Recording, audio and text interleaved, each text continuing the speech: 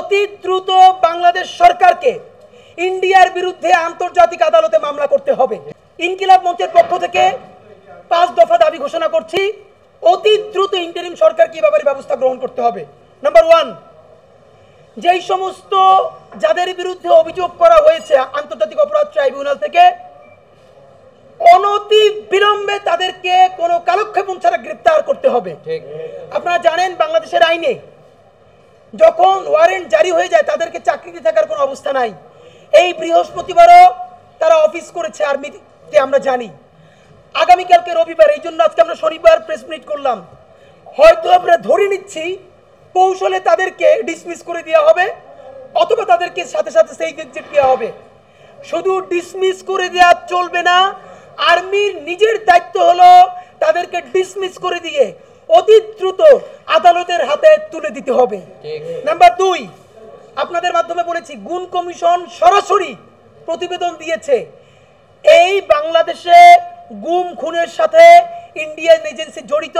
ভিকটিমরা নিজে বলেছে অতি দ্রুত বাংলাদেশ সরকারকে ইন্ডিয়ার বিরুদ্ধে আন্তর্জাতিক আদালতে মামলা করতে হবে।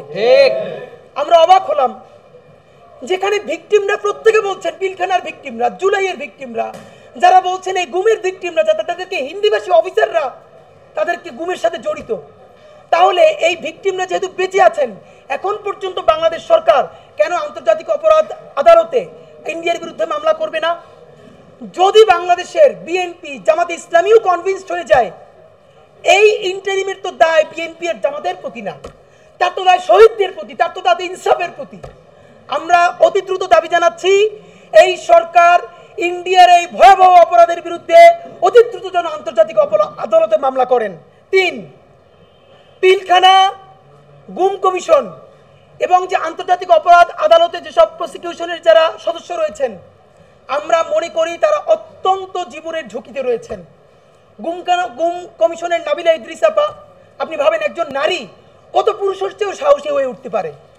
এই গুম কমিশনের সদস্যরা, পিলখানা কমিশনের সদস্যরা প্রত্যেকে জীবনের ঝুঁকিতে রয়েছেন।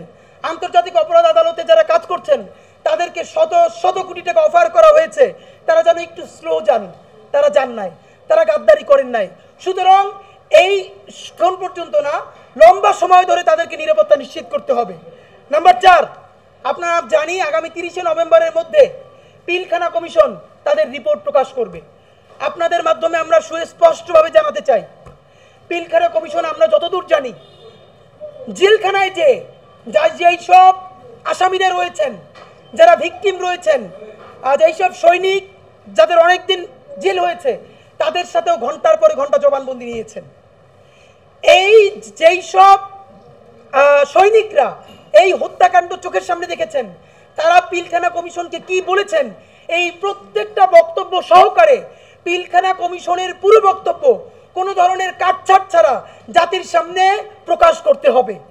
এবং যদি সেটা প্রকাশ করতে গিয়ে আর্মি হোক, ডিজিএফআই হোক, এনএসআই হোক, যার নাম সামনে আসুক, যদি কোনোভাবে সেটাকে ব্যাহত করা হয়, তাহলে আমরা কিন্তু খুব খারাপভাবে হলেও, জীবনের ঝুঁকি নিয়ে হলেও আমরা কিন্তু রাজপথে দাঁড়াবো। সুতরাং বাংলাদেশের জনগণকে দেশপ্রেমিক কোনো বাহিনীর বিরুদ্ধে আপনারা দাঁড় করাবেন না, এটা আপনাদের কাছে আমাদের অনুরোধ।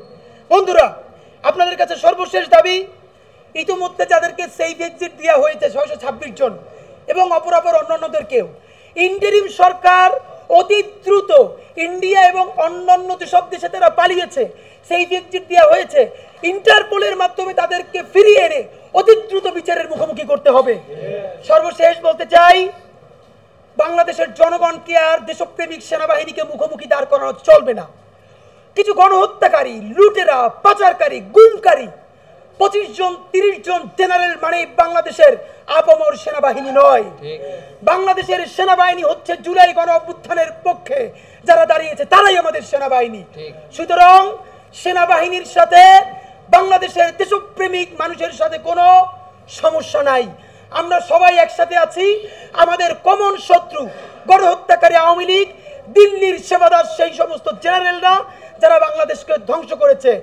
বাংলাদেশ বেঁচে থাকলে তাদের বিচার হবেই হবে, আর যদি তাদের বিচার করা না যায় তাহলে বিচার করা পর্যন্ত লড়াই চলছে, লড়াই চলবে। বাংলাদেশ জিন্দাবাদ, ইনকিলাব জিন্দাবাদ।